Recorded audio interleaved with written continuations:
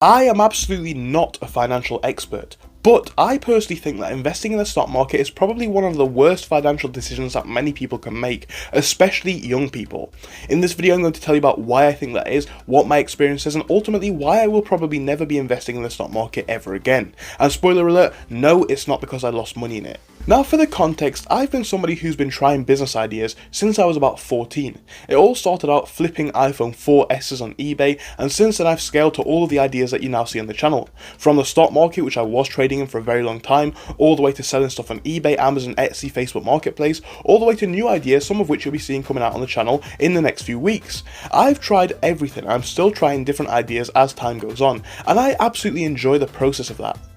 With that being said though, I've learned a lot in doing this, and the thing about the stock market is everybody is told that it's a safe investment and it's the best investment that you can make for a prosperous and long-term future. Now, especially for young people out there, I think there are much better options out there, and that's what I've learned in the past couple of years. You see, the thing about the stock market initially is you need to actually have money to put into it.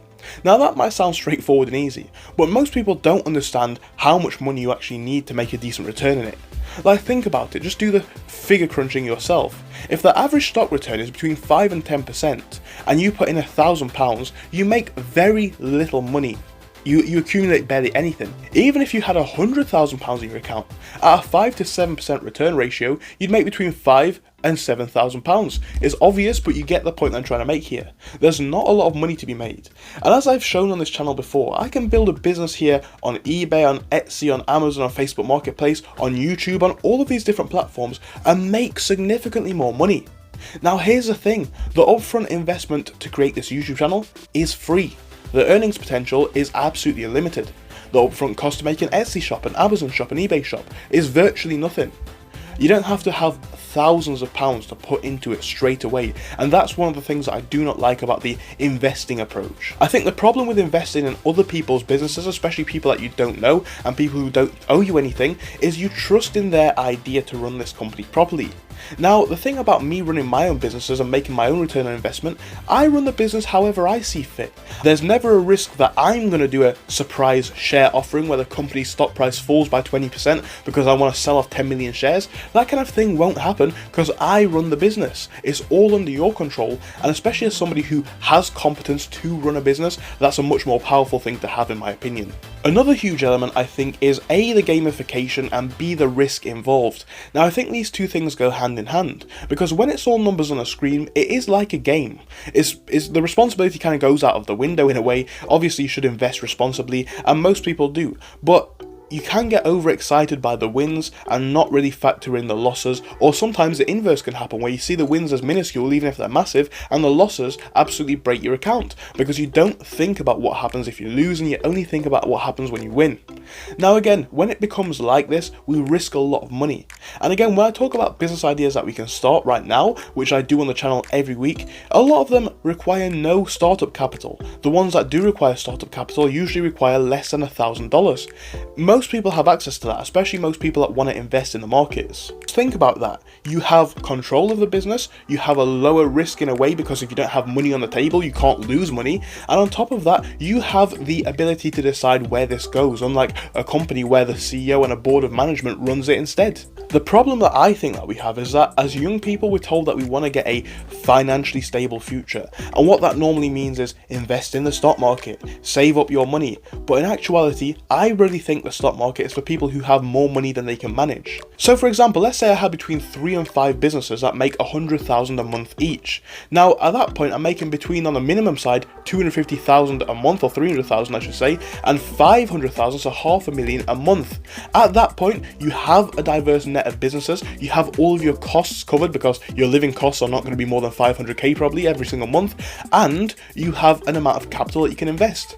At that point, it makes sense to invest in the stock market in my opinion, but when you have less money than you can manage yourself, why invest it in someone else's business? It seems to be the case that the idea of having a business is something which is seen as hard and difficult to manage and stressful. It's not, or it doesn't have to be. Sometimes it can be, but it doesn't have to be. You can make running a business something that takes an hour or two a day.